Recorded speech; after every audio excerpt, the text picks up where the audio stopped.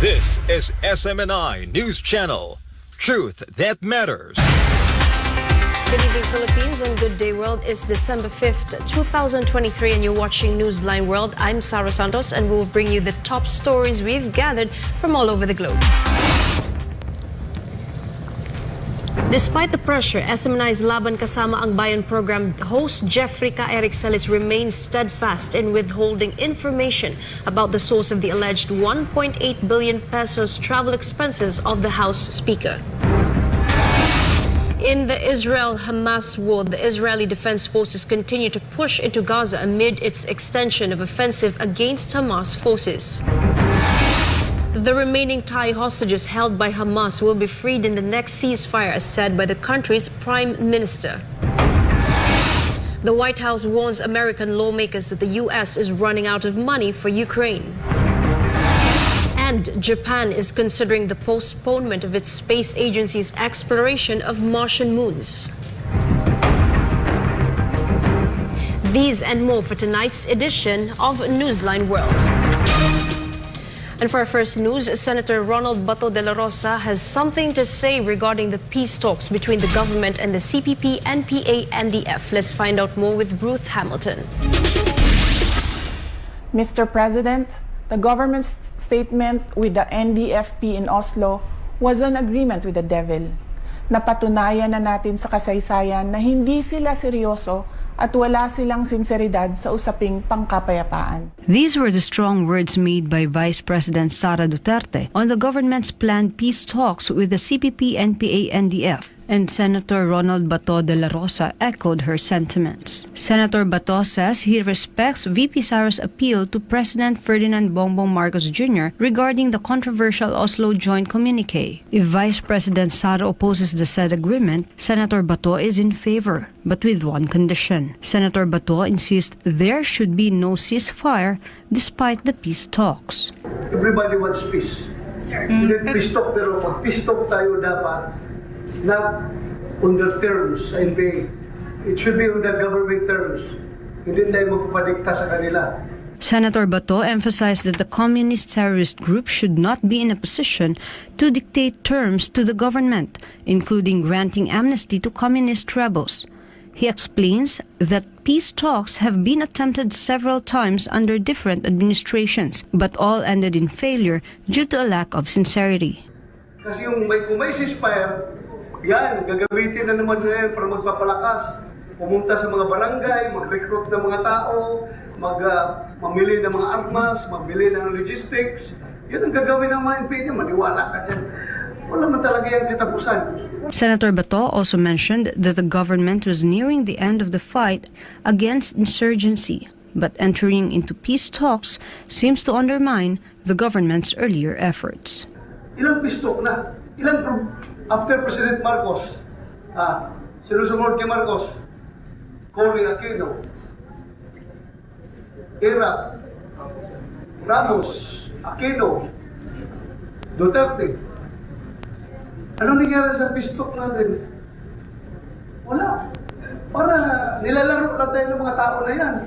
For God and my beloved Philippines, this is Ruth Hamilton, SMNI News.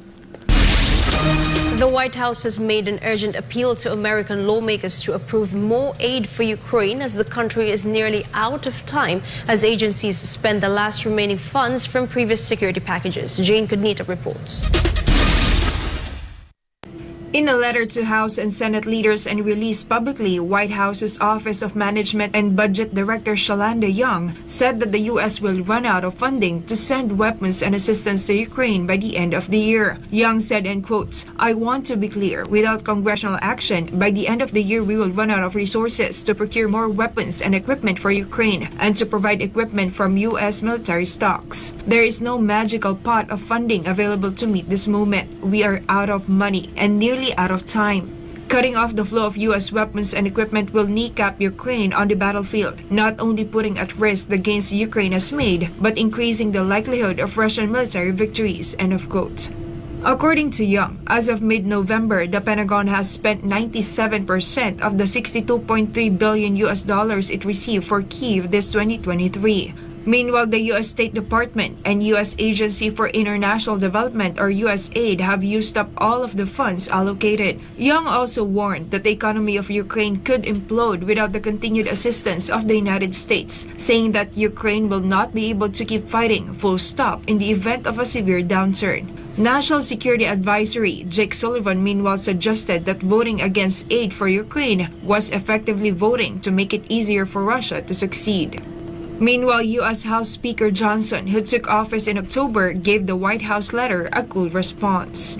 On Twitter, Johnson said, and quote, "The Biden administration has failed to substantively address any of my conference's legitimate concerns about the lack of a clear strategy in Ukraine." He also repeated the insistence of Republicans on tying any Ukraine aid to changes in U.S. policy over the southern border with Mexico amid the surging numbers of migrant arrivals there. It can be remembered that the U.S. has provided more than $110 billion in various types of assistance to Ukraine since the conflict with Russia broke out in February 2022, and now U.S. lawmakers are wrangling over another round of aid. U.S. President Joe Biden has requested a spending package worth $106 billion to fund various priorities of his administration, and this includes providing military aid to Ukraine and Israel. Meanwhile, Ukraine has been desperately pushing for more Western support amid Russia's intensified attacks in the winter. It can be remembered that Russia had already declared that Ukraine's counteroffensive over the summer had failed. Reporting, this has been Jane Cognita, SMNI News.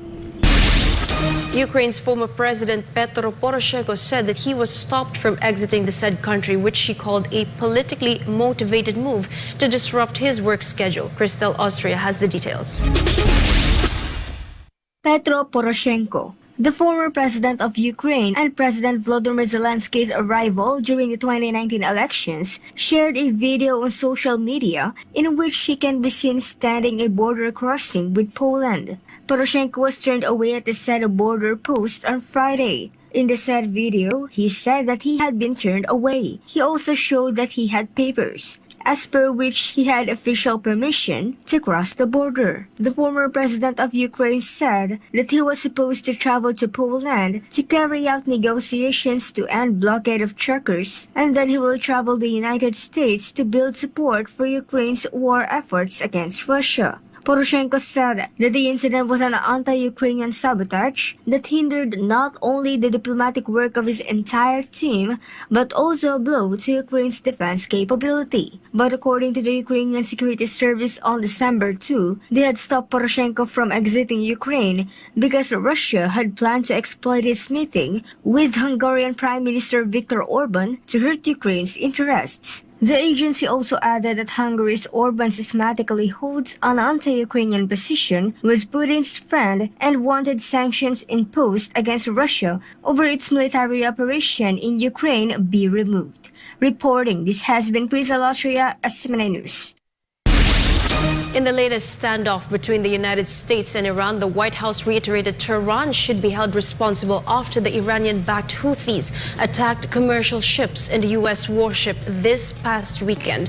Iran previously warned that the U.S. will not be spared if the war in Gaza continues. Melchizedek Cadiz reports. Tensions are rising after the Iran-backed Houthi rebels attacked 3 commercial ships in the Red Sea, a major shipping lane that runs between Africa and the Arabian Peninsula. The U.S. Central Command reported that the American destroyer USS Carney was forced to shoot down 3 drones in response to the distress calls sent by the 3 commercial vessels.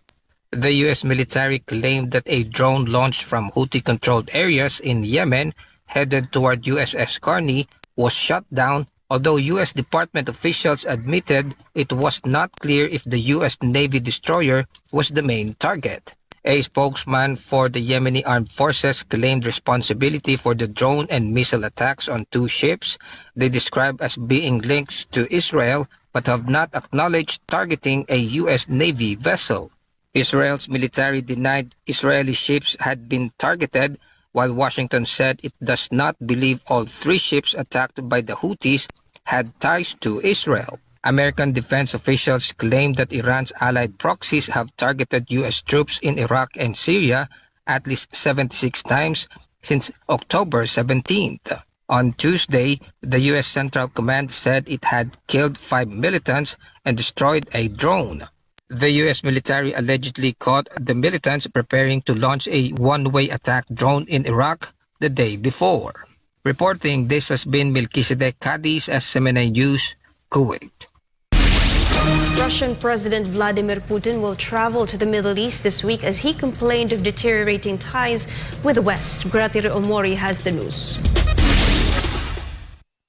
Leaders from the United Arab Emirates and Saudi Arabia prepare to welcome Russian President Vladimir Putin for a diplomatic visit this week. Putin is expected to meet Mohammed bin Salman, the Crown Prince of Saudi Arabia. His presidential aide made it clear that the Russian leaders' negotiations will primarily be with the Crown Prince. Before traveling to Saudi Arabia, Putin will hold a working visit in the UAE. The oil-rich Gulf state is currently hosting the Global Climate Summit in Dubai. To recall, the International Criminal Court or ICC issued an arrest warrant for Putin in March for war crimes. Today, 17th of March 2023, the International Criminal Court has issued 2 warrants of arrest in the Ukraine situation. For Vladimir Putin, President of the Russian Federation, and for Maria Lvova-Belova, Commissioner of the Russian President for Children's Rights, for the alleged war crimes of deportation of children from Ukrainian-occupied territories into the Russian Federation. After the warrant was issued, Putin decided not to attend a 3-day BRICS summit in South Africa in August because the country would be obliged to arrest him upon arrival, as it is a signatory to the International Courts Treaty. Both Saudi Arabia and UAE have not signed the ICC's founding treaty, which means neither country would be forced to arrest him. Reporting from Dubai, this has been Gratero Omori, SMNI News, United Arab Emirates. In other news, in Virginia, United States, a house exploded as police were trying to execute a search warrant after they received reports of someone firing a flare gun from inside the house. We will now show you the moment that the house burst into flames. The incident happened in Arlington County, Virginia. The Arlington Police Department police were sent to the house after receiving reports of a man firing a flare gun about 30 to 40 times from his home located on the 800 block of North Burlington Street. Officers obtained a search warrant later on, and while trying to serve the warrant, the suspect allegedly fired multiple rounds before the house exploded. According to Arlington County Police spokesperson Ashley Savage, the suspect was not immediately identified but was inside the house when the blast happened. The fire is under control. Meanwhile, 3 officers reported minor injuries and there were no transports to the hospital related to this incident. In other news, a YouTuber named Trevor Jacob has been jailed for staging a small plane crash to make the video viral online. Carla De La Peña reports.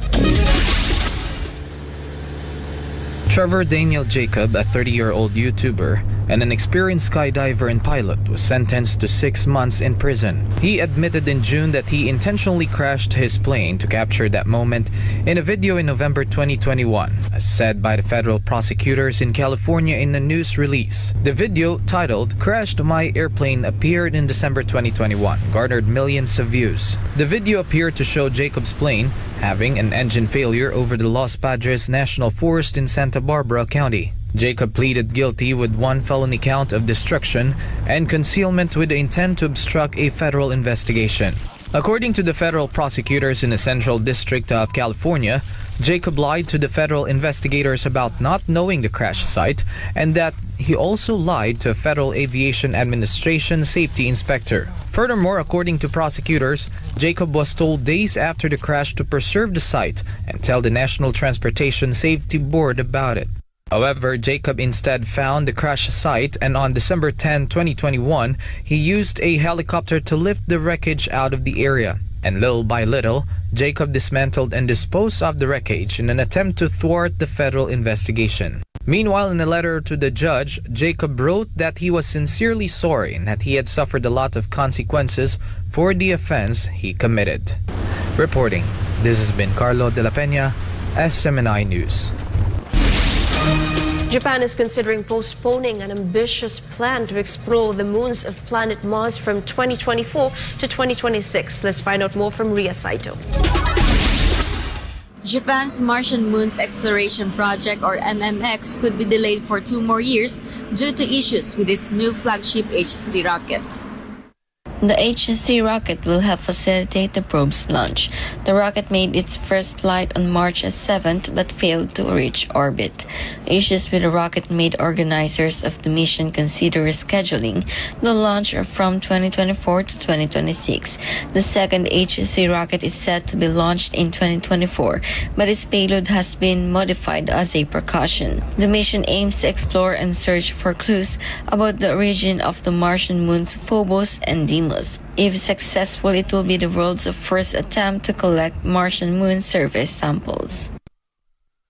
Plans to postpone the mission would destroy plans for the probe to enter the Martian system and live stream detailed images of the 2025 World Exposition in Osaka, Japan.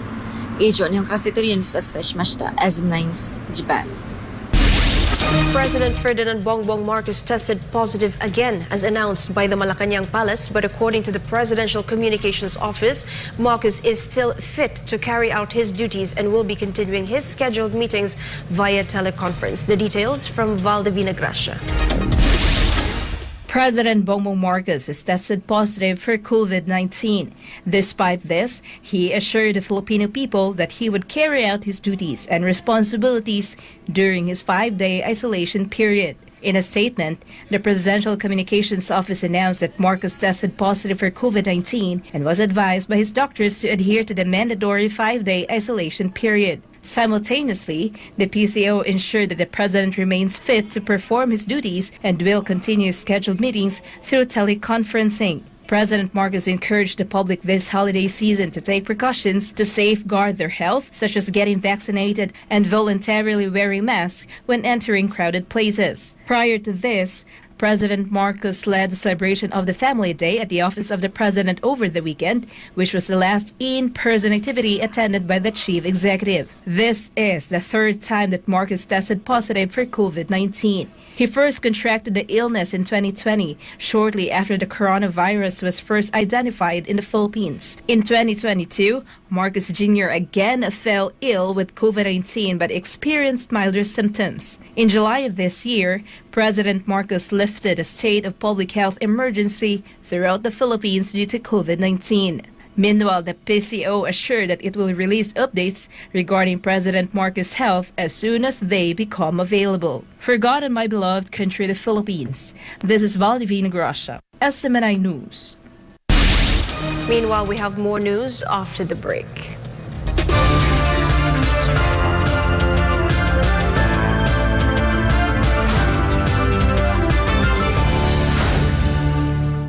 Kabayan! Oo, ikaw. Alam mo ba na you can win lots of prizes when you bring home a guest in the Philippines? The Department of Tourism brings you the Visita Be My Guest program. Joining is easy. 1. Sign up as a sponsor. You can do this via the official BBMG website. All Filipinos of legal age living in the Philippines or abroad can join. 2. Invite your guests. The more you invite, the more chances of winning. And 3. Travel to the Philippines and upload your proof of travel to complete the registration process and earn e-raffle tickets and the BBMG travel passport and privilege card that you can use to get discounts as you travel around our award-winning destinations in the Philippines. Join now and get a chance to win in any of the 3 raffle dates in 2023. So what are you waiting for? Come home and bring your guests to the Philippines. Sign up, invite friends and family, and travel to the world's leading beach and dive destination and the world's leading country destination for tourism, the Philippines. Visita Be My Guest in the Philippines.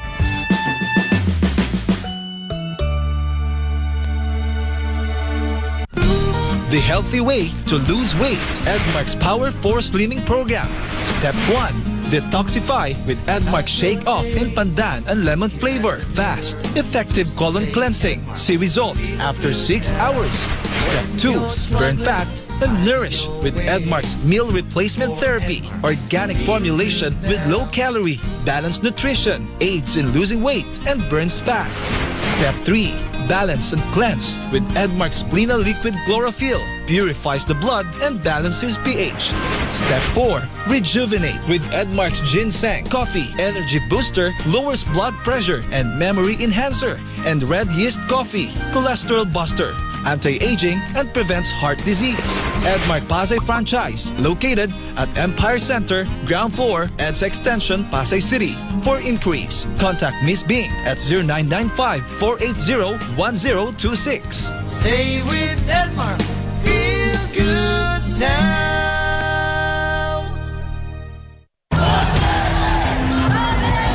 I, Rodrigo Roa Duterte, former President of the Philippines, former Davao City Mayor, well-loved Filipino public servant,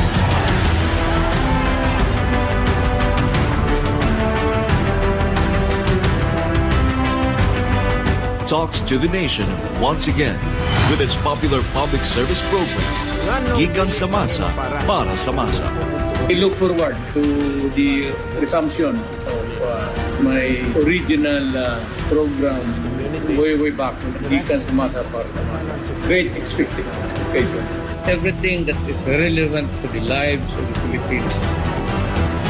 Issues that will affect our everyday, whatever, anything under the sun. Catch it live weekly on SMNI. In the spirit of nation building, only here on SMNI. Hey, we're glad you found SMNI News. If you subscribe to TV programs that help build the nation, then we got you covered.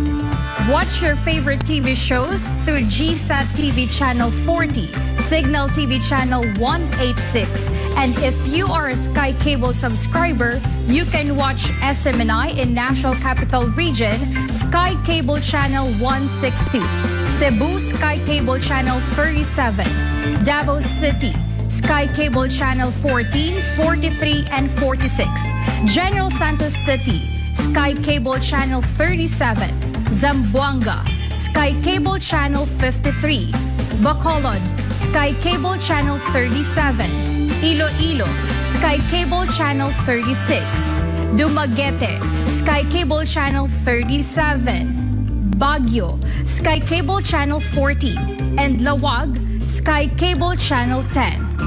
You may also watch SMNI on digital TV in Davao City and Manila, and also in TV Plus and GMA Afford a Box, and over 500 cable TV affiliates nationwide.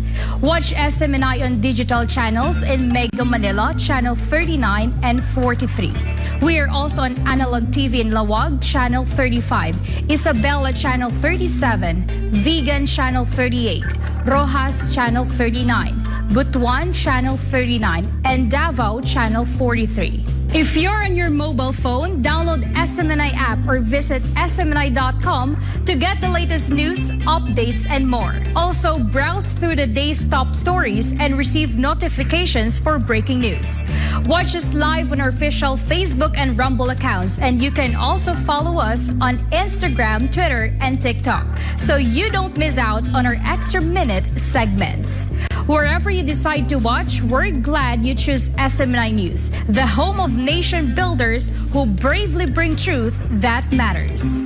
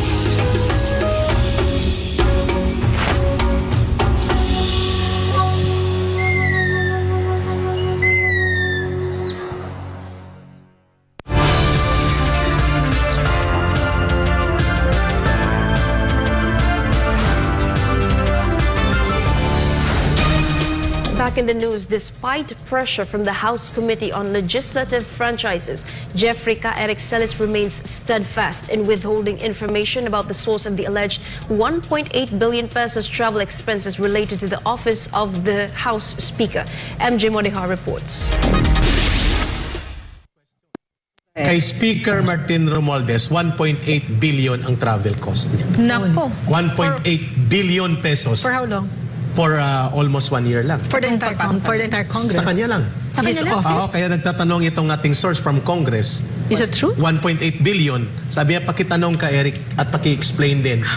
This is the issue that led the House Legislative Franchises Committee to investigate the SMNI franchise. Eric's questioning allegedly tarnished Speaker Martin Romualdez's image. SMNI has been summoned twice to the House. In the first hearing, Eric claimed that his information on the 1.8 billion came from a Senate source. The House vehemently cleared the accusation, stating that only 39 million pesos were spent on their 2023 travels.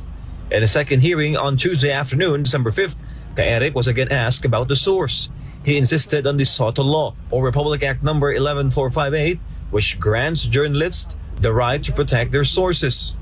This is Section 1 of 11458 as amended, without prejudice to his inability or ability under the civil and criminal laws, any publisher, owner, or duly recognized or accredited journalist, whether reporter, writer, contributor, opinion writer, editor, columnist, manager of media, or other media practitioner involved in the writing, editing, production, and dissemination of news or mass circulation of any print, broadcast, wire service organization, or electronic mass media, including cable TV, television, and its variants, cannot be compelled to reveal the source of any news item, report, or information appearing or being reported or disseminated through other or the said media which was related in confidence or reported in confidence. Information from the Senate, House, and courts can only be obtained if it is related to national interest. Eric argues that this case is not of national interest. To further protect his source's identity, Eric declined to name the source in an executive investigation. The committee, however, rejected Eric's use of the SOTO law. Eric is cited for Mr. Chairman, may I be recognized? I ask the Sergeant of Arms to please take down With a smile and calm demeanor, Eric followed the guards. Both him and his co-host Dr. Lorraine Badoy are being detained at the House of Representatives. For Government of Philippines, I'm Jim Mondeha, SMNI News. Earlier, a 5.9 magnitude earthquake struck the island of Luzon, and this was felt across the Manila capital. The earthquake struck Occidental Mindoro on Tuesday afternoon, and it was felt in parts of Luzon, including Metro Manila.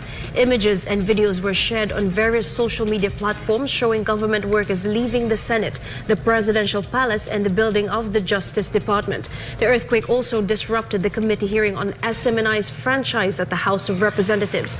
Government officials and personnel later returned to the buildings as there were no reported problems or damage caused by the earthquake. In other news, Israeli forces are pushing into Gaza as part of the expansion of its military operation against Hamas. Let's find out more with Shekinah Dekinia. Israeli artillery units were seen firing shells from positions close to northern Gaza recently as part of an expansion of the military operation against Hamas. Footage filmed near Yad Mordechai shows soldiers loading a self-propelled howitzer with shells and firing.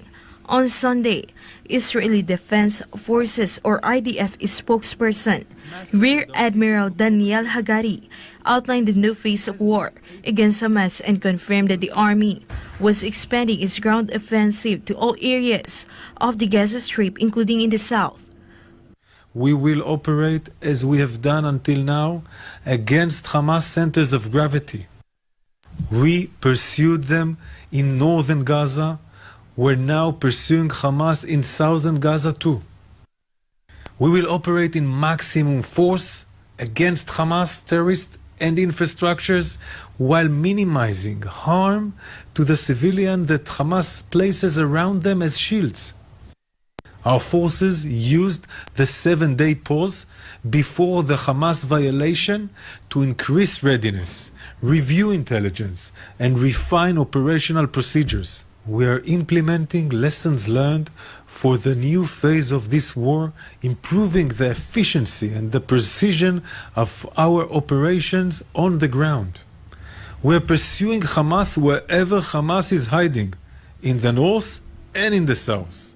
The army has ordered an evacuation in central Gaza and in the southern city of Khan Yunis, urging Palestinians to flee to other areas for safety, according to media reports. On Monday morning, the IDF reported that 200 Hamas targets have been hit across Gaza. UN's Palestine Relief Agency UNRWA Philip Lazzarini has warned that Israel's assault on the Gaza Strip, which has resumed on Friday morning following a 7-day truce between the sides, missing many of 1 million refugees to try to cross the border into Egypt. Following Hamas' unprecedented attack on southern Israel on October 7, Israel declared war on the group and a complete siege of Gaza with a large-scale campaign of airstrikes. A ground incursion began at the end of the third week, with Israeli leaders vowing to wipe out Hamas. The IDF claimed that Hamas locations and infrastructure were targeted in the response. However, United Nations experts warned against collective punishment for the people of Gaza before predicting a humanitarian crisis, and then claimed that hell is settling in for the region. Reporting for Newsline World, Shekinah Dikinya, SMNI News. The death toll from the ongoing conflict has exceeded 17,300 according to official data released by both sides of Israel and Palestine. The Palestinian death toll has risen to 15,899 due to Israeli attacks on the Gaza Strip since October 7th, according to recent data from the Hamas-run Health Ministry. Ashraf Al-Qadra, spokesman of the ministry, said at a press conference in Khan Yunis, south of Gaza Strip, that the number of injured people rose to more than 42,000, while 70% of the victims were children and women. According to the Palestinian Health Ministry, 242 people had been killed in the West Bank as of November 29th. Meanwhile, the Israeli side said that the death toll is about 1,200. Al-Qadra accused Israel of escalating its targeting of hospitals and health facilities, noting that it destroyed 56 health institutions, arrested 35 medical personnel, and rendered the health system in the Gaza Strip completely incapacitated. The Israeli Defense Forces, on the other hand, claimed that Hamas has been using Gaza's hospitals for military operations, and the Shifa Hospital is believed to be one of the main centers of the underground tunnel infrastructure of Hamas. Meanwhile, Israel has raised the level of travel warning to dozens of countries, including Australia, in the wake of rising anti-Semitism worldwide as Israeli troops in the Hamas terror group refused or resumed fighting in Gaza. Sheena Salim reports. Israel's National Security Council has updated travel warnings for about 80 countries worldwide. Several countries in Western Europe and South America, along with Russia and Australia, were raised to level. The council has ranked certain countries from category 1 to 5, with 1 as the lowest and 4 as the highest threat level. Meanwhile, level 5, which is shaded as orange-red, indicates a mixed threat level based on the region of the country. Countries raised to level 2 include Australia, Russia, Argentina, Brazil, United Kingdom, France, and Germany, which means Israelis should take additional precautions while there. Israelis overseas were also advised to avoid the obvious displays of their Jewish and Israeli identities. The announcement warned that Israeli embassies airports, as well as Jewish communities and religious institutions abroad, are major targets for anti-Semitic attacks and protests. It is also recommended postponing travel to Arab and Middle Eastern countries, the North Caucasus, countries bordering Iran, and a number of Muslim countries in Asia. Israel updated the travel warning following escalating threats from Iran and the Hamas group, as well as attempted attacks against Jews and Israelis worldwide. Reporting from Melbourne, this is Shina Selim, SMNI News, Australia. The government of Thailand announced that the sad news that the remaining Thai hostages held captive by Hamas will not be released until the next ceasefire. Chatmong Kompisa Maigoson has the news. Families of remaining Thai nationals still held captive by Hamas woke up to a grim reality of prolonged agony that they will not be able to see their loved ones until the next ceasefire. Thai Prime Minister Sethar Thavisin announced that the government needs to wait until the next ceasefire to release the Thai nationals. Sethar pointed out that the ongoing fighting needs to be suspended first to ensure the safe release of the hostages. The government believes at least 8 or 9 Thais are still being held captive by Hamas. So far, 23 Thais have been released during the temporary ceasefire between Israel and Hamas. All released hostages have returned to the country. The Prime Minister said he plans to meet with the Chief of Defense Forces and the former hostages to discuss various issues. รายงานจากราชบุรี นายชัดมงคลพิสมัยโกศล SMNI News ประเทศไทย สวัสดีครับ Meanwhile, Davao-based Josemaria College Foundation Incorporated College of Law has welcomed another batch of new lawyers following the release of the 2023 bar exam results earlier today. While JMCFI College of Law still got a high pass rate for its bar takers, the college stressed that it will work harder to hone and prepare its students for the bar exams and legal practice as a whole. Hans Marshall reports. The Josemaria College Foundation Incorporated College of Law welcomed another batch of lawyers following the release of the results of the 2023 bar examination. And so now, by the authority vested upon me by the court as the 2023 bar chair, the Public Information Office, officer in charge of the PIO, is directed to release, upload and publish the list of the successful examinees of the 2023 bar examinations in the Supreme Court website, on all the official communication channels, and on the LED screens installed here in the Supreme Court courtyard. Congratulations to everyone. Happy holidays ahead. Thank you so much. Among the 3,812 bar passers, 25 of which were from the JMCFI College of Law out of the college's 38 barristers. With this, JMCFI College of Law got an 86.36 pass rate for its first-time takers and 65.79 overall pass rate for this year's bar. Among the new lawyers of JMCFI College of Law are the following: Asis Claudette Crecil Villar, Barcebel Wena Jane Reyes, Kayaban Karel Sabritas, Chen JC Balnig, Cosgafa Brilia Joy Dumadag, Criador Carl Vincent Villamor, Cubelo Irvin Paul Lozada, Escanio Cariz Charlene A, Escobido Hana Frusain S, Fuentes Arcs Ranzi, Guerrero Hasna Pearl Ifuro, Hontanosas Luz Viminda Coro, Hayag Angelica Mandate, Ledesma Lorly Enumerables, Manlod Dale Martin Domingo, Masangid Ramon Lloyd Padilla, Mirinda Viena May Junco, Moncano Iris Karen Chavez, Morales Maria Cristina Gumba, Navarro Sarina Luis Hayag, Pacquiao Jose Luis Pasculado, Reyes Paul Vincent Rosal, Salveron Robbie Jane de la Cruz, Tino Michelle Jude Gunsi, Villarin Paulo Jose Sinangon. Meanwhile, for Dean Attorney Israelito Torion, while the GMCFI College of Law got a high percentage, this still serves as a wake-up call for them to do better in honing and preparing the future law barristers, not just for the exam, but most especially for for the legal practice in the real world.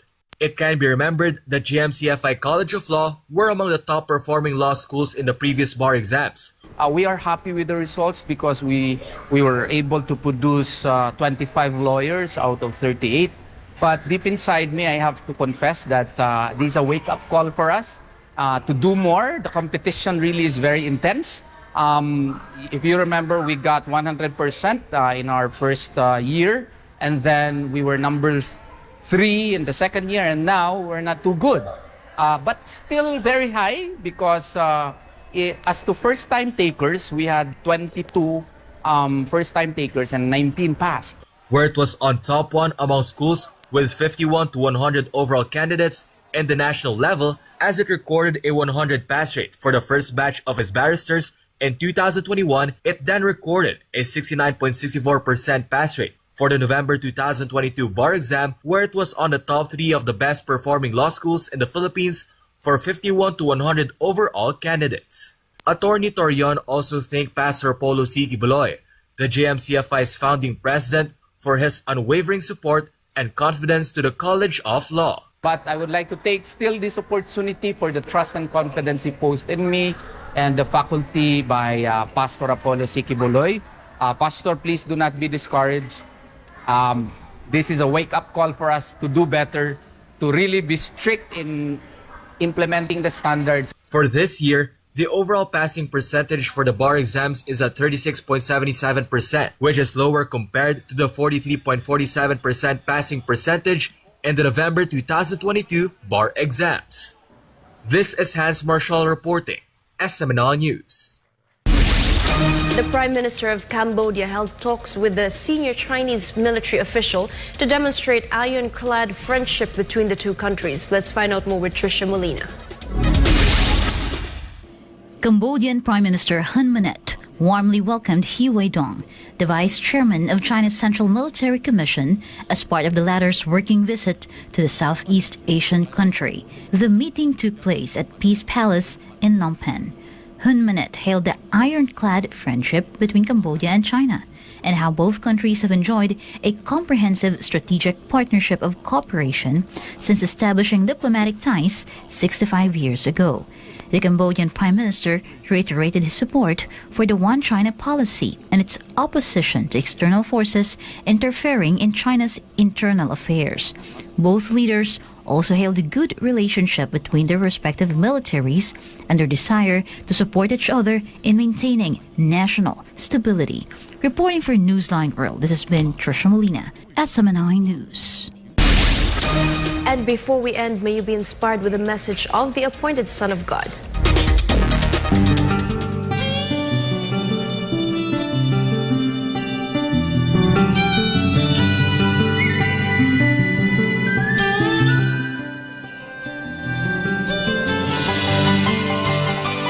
If your voice held no power, they would not try to silence you.